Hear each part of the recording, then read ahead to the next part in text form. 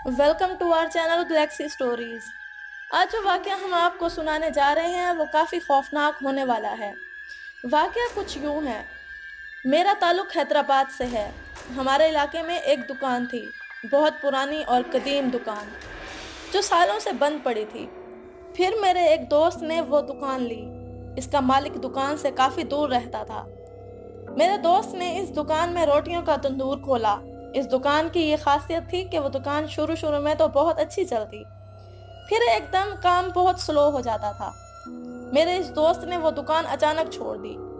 इसका कहना था कि मैं बहुत परेशान हो गया था। इतना ज्यादा काम चलने के बावजूद पैसे नजर नहीं आते थे। ऐसा लगता है कि कोई पैसे निकालता है। और सुबह जब मैं ये दुकान खोलता हूँ तो ऐसा लगता है जैसे रात भर यहाँ कोई होता है। मैंने इसकी बात नहीं मानी और इसके बाद वो दुकान और काफी लोगों ने खोली, पर 2 या 3 महीने में हर कोई वो दुकान खाली कर देता था। हर कोई ये भी कहता था कि इस दुकान से पैसे गायब होते हैं। और रात में दुकान बंद होने के बाद सुबह ऐसा लगता था जैसे रात से लेकर सुबह तक पूरी फैमिली रहती है। दुकान के हुलिये से ऐसा लगता था जैसे चीजें बिखरी पड़ी होती हैं। हम 4 भाई हैं और मैं तीसरे नंबर पर हूँ। मेरे एक भाई शेफ हैं जो कुकिंग करते हैं।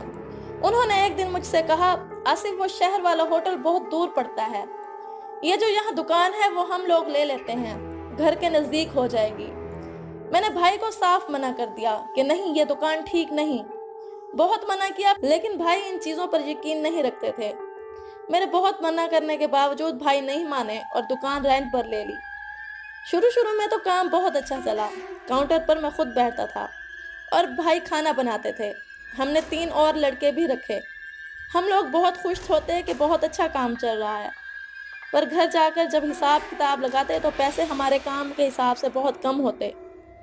बाहर लोग देखकर बहुत खुश होते कि काम बहुत अच्छा चल रहा है, लेकिन हम लोग बहुत परेशान रहने लगे।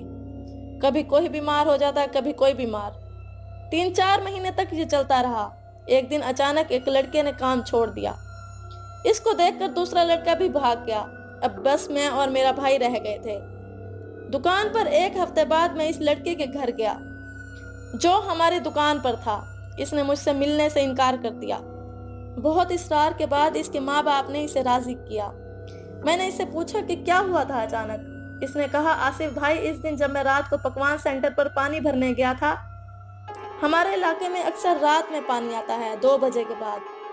उसने बताया, जब मैं पानी भरने गया तो मैंने दुकान खोली और आधा शटर गिरा दिया। पानी की मशीन खोली, हैंड फ्री लगाई और लेट गया।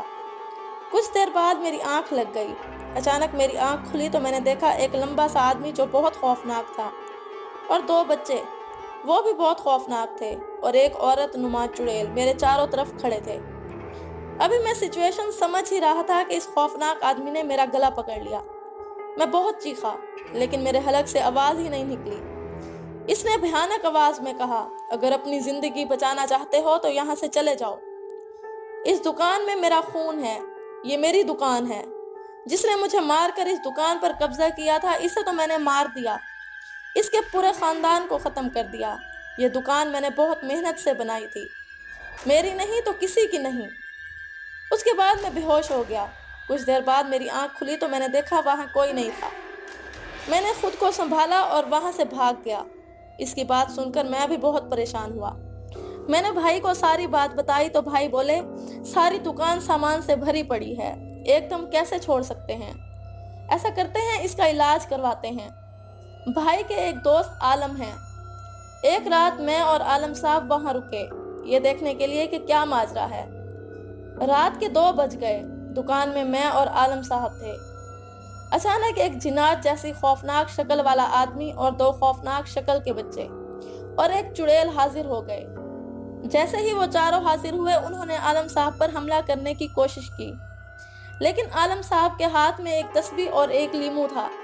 साथ साथ वो मुसलसल कुछ पढ़ रहे थे, जिसकी वजह से इस जिन का हमला नाकाम रहा। मैं ये सारा मंजर अपनी आंखों से देख रहा था।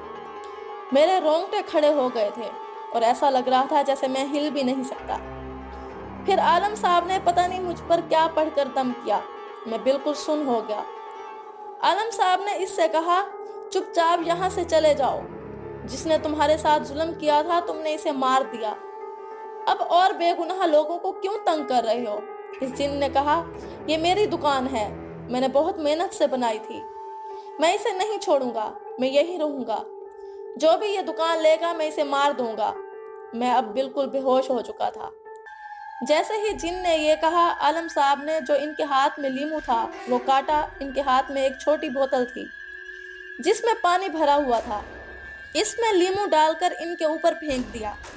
वो चारों इस पानी के गिरते ही चीखते हुए जमीन पर बैठ गए। उन्होंने उठने की बहुत कोशिश की लेकिन उठ नहीं सके।